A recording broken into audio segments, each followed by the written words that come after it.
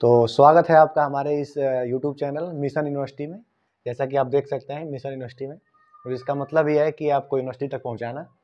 तो अभी हम बात करेंगे CUET फॉर्म 2024 के बारे में। तो अगर कुछ लोग CUET के बारे में अगर जानते हैं पहले से तो उसको बहुत अच्छी बात है, लेकिन बहुत सारे बच्चे जो कि CUET के बारे में जानते ही नहीं होंगे, तो उनको मैं थोड़ा सा बेसिक नॉलेज दूंगा कि CUET क्या होता है। तो सबसे पहले आप देखिए, CUET लिखा है CUET, common university entrance test, ठीक है, फॉर्म 2024। यानी इसका मतलब ये होगा कि देखिए, इससे पहले क्या होता था कि सभी जो यूनिवर्सिटी थी वो अपना अपना तरीके से अपना अपना अलग एंट्रेंस लेती थी, लेकिन जब से CUET आ गया तो सभी यूनिवर्सिटी जो लगभग सेंट्रल यूनिवर्सिटी हम कहेंगे, कुछ स्टेट यूनिवर्सिटी भी इसमें शामिल है, तो सभी जो सेंट्रल बड़ी बड़ी यूनिवर्सिटी हैं तो वो उसमें एक ही एंट्रेंस होता था, होने लगा, और इससे एडमिशन लेने में काफ़ी आसानी होती थी। अच्छा, तो इसको देखिए कौन कंडक्ट कराता है वो भी जान लीजिए।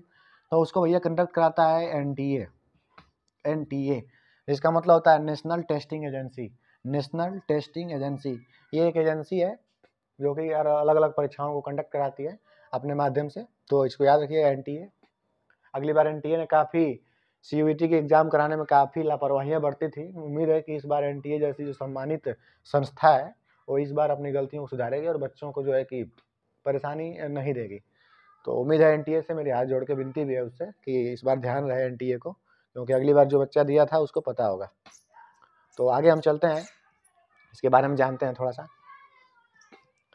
तो देखिए भैया, इसका जो इम्पोर्टेंट डेट है, यानी कब से आने वाला है, क्या जाने वाला है, तो इसका जो एप्लीकेशन स्टार्ट होने वाला है वो 27 तारीख 2/2024 से स्टार्ट होने वाला। आज ही है, देखते हैं 12 बजे तक लिंक जब तक खुल जाए, आज या कल से स्टार्ट हो जाएगा, लेकिन दिया तो था 27 से। मैं भी अभी नहीं खुला होगा तो ठीक है, 1-2 दिन में खुल जाएगा, लेकिन 27 से दिया था, ठीक है। तो 27 या 28 से मान लीजिए आप, या 28 से खुल जाएगा आपका।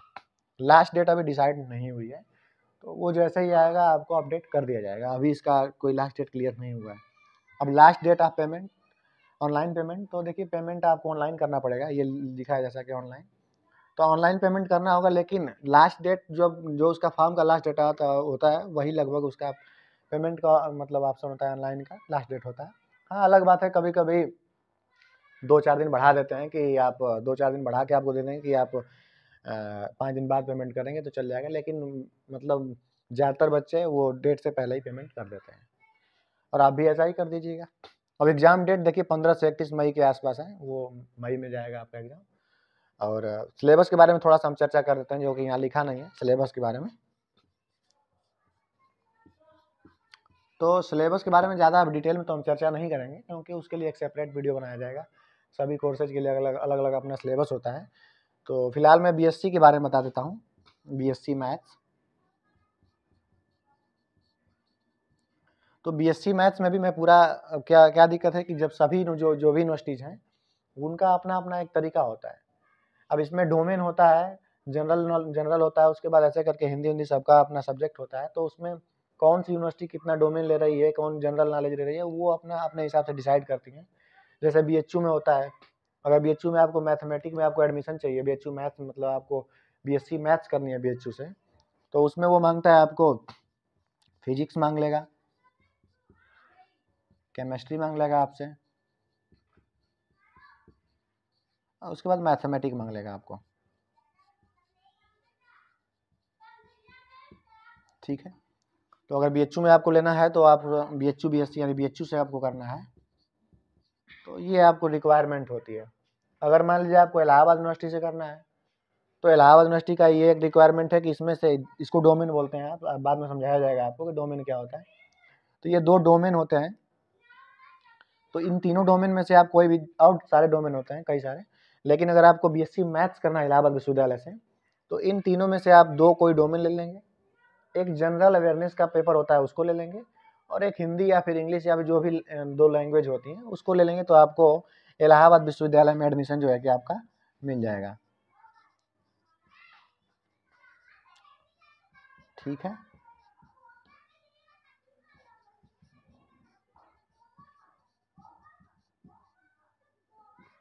और कई सारे जो विश्वविद्यालय होते हैं उनके अपना अपना रिक्वायरमेंट होता है, अपने अपने हिसाब से सिलेबस डिसाइड करते हैं। बशर्ते CUET का मतलब होता है कि आप एग्जाम एक देंगे, एक ही एग्जाम देंगे और आप सभी विश्वविद्यालय के लिए एलिजिबल हो जाएंगे, ठीक है। तो ये फिजिक्स, केमिस्ट्री, मैथमेटिक्स अगर आपको लेते हैं तीनों सब्जेक्ट तो आप BHU के एलिजिबल हैं। अगर आप इसमें से 2 लेते हैं, एक जनरल अवेयरनेस लेते हैं और उसके बाद एक लैंग्वेज लेते हैं, तो वो आप इलाहाबाद विश्वविद्यालय के लिए मतलब एलिजिबल हो जाएंगे। बाकी अभी इन विश्वविद्यालय के लिए मैं चर्चा करूँगा, इसमें कौन कौन से विश्वविद्यालय शामिल हैं वो भी मैं थोड़ा सा बता देता हूँ, लिखूँगा नहीं। तो ये देखिए BHU मैंने लिखा ही है, DU यानी यूनिवर्सिटी ऑफ दिल्ली। इसके बाद इस तरह से आपका अलीगढ़ मुस्लिम विश्वविद्यालय हो गया। उसके बाद आपका BBAU जो कि लखनऊ में ही पड़ता है। और काफ़ी सारे विश्वविद्यालय जो सेंट्रल हैं, जैसे यूनिवर्सिटी ऑफ हैदराबाद हो गया, ऐसे काफ़ी सारे जो सेंट्रल विश्वविद्यालय हैं, जो प्रसिद्ध विश्वविद्यालय हैं, तो वो शायद सब इसमें आते हैं CUET के अंतर्गत, और वहाँ से आप UG और PG में एडमिशन ले सकते हैं। तो उसके बाद हम आते हैं इसके बाद कि इसका मतलब फ़ीस कितना होता है, एप्लीकेशन फ़ीस, क्योंकि बच्चों का सबसे बड़ा जो समस्या होता है वो फ़ी को लेके भी होता है। तो एप्लीकेशन फ़ीस होता है अभी टेंटेटिव रखा गया, ये देखिए जो फ़ी लिखा है वो अगले साल का है, तो मुझे लगता है कि लगभग इतना ही फ़ी लेना चाहिए उसको। हो सकता है कि 40-50 रुपये बढ़ा भी सकता है, लेकिन मेरा जहाँ तक उम्मीद है वो इतना ही लेगा। तो जो अगले बार का था वो जनरल का 650 रुपये था, EWS या OBC का जो था आपका 600 रुपये था, और SC ST PH यानी फिजिकल हैंडीकैप जो होते हैं, और उनका 550 रुपये था, सॉरी 550 रुपये था। ये एक फॉर्म के लिए। अगर आप किसी एक में अगर अप्लाई करते हैं तो वो आपको 650, अगर आप 2 में अप्लाई करते हैं तो वो आपको डबल फीस, डबल नहीं है, लगभग 1000 शायद हो जाता है उसका, वो आपको बताया जाएगा। ये एक के लिए आपको 650 लगेगा, 600 लगेगा और 550 लगेगा। तो मुझे लगता है कि CUET के बारे में कंप्लीट नॉलेज आपको मिल ही गई होगी।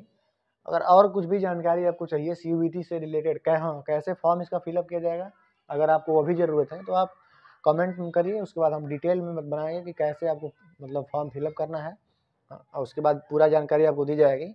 इसके बाद आप देख लीजिए पेमेंट आप कैसे कर सकते हैं। तो भैया पेमेंट के लिए आप किसी भी ऑनलाइन मेथड का यूज़ कर सकते हैं, जैसे आपका UPI हो गया, गूगल पे, फ़ोनपे, या फिर आप किसी क्रेडिट कार्ड का यूज़ कर सकते हैं, डेबिट कार्ड का यूज़ कर सकते हैं। तो इन सब मेथड से आप यूज़ कर सकते हैं। और ध्यान रहे भैया, सबसे ज़रूरी बात जो है डॉक्यूमेंट्स, कई बच्चे अगली बार गड़बड़ कर देते हैं। तो भैया डॉक्यूमेंट्स आप बनवा लीजिए। मैं तो कहूँगा कि आप पहले पता नहीं क्या क्या मांग रहे, लेकिन आप आय, जाति, निवास, ये सब बनवा के रख लीजिए। अगर आपके पास है भी तो आप कोशिश करिए कि इसको बनवा के रख लीजिए, क्योंकि अभी तो आप लोगों का बोर्ड एग्ज़ाम चल रहा होगा। जैसे ही आप बोर्ड एग्ज़ाम से खाली होंगे तो आपको बहुत ज़्यादा समय नहीं मिलेगा, क्योंकि आप देख लीजिए ये डेट से यहीं से आई गई। तो आप आय, जाति और निवास सब कुछ बनवा लीजिए, और उसके बाद आप रखे रहिए, क्योंकि CUET का कोई भरोसा नहीं है। मतलब NTA जो आपका संस्था है, अगली बार NTA ने बहुत ज़्यादा गड़बड़ी किया था, तो इस बार आप लोग सावधान रहें। और आपको कोई भी डाउट हो तो आप मिशन यूनिवर्सिटी से जुड़िए, और इसका एक लिंक है, और टेलीग्राम लिंक और व्हाट्सअप लिंक, उसको हम लोग प्रोवाइड करा देंगे डिस्क्रिप्शन में। तो इससे रिलेटेड कोई भी अगर जानकारी हो तो आप बिल्कुल पूछिए, कमेंट करिए, आपको पूरी जानकारी प्रोवाइड कराई जाएगी। तो हमारे साथ जुड़ने के लिए बहुत बहुत धन्यवाद, और उम्मीद है कि आगे भी आप हमसे जुड़ के ऐसी जानकारी लेते रहेंगे। और CUET से रिलेटेड कोई भी जानकारी चाहिए तो आप बेधड़क मिशन यूनिवर्सिटी को सर्च करिए, और नहीं तो आपको लिंक दिया जाएगा, उसमें आप ऐड करिए, आपको पूरा जानकारी मिलता रहेगा। बहुत बहुत धन्यवाद जुड़ने के लिए।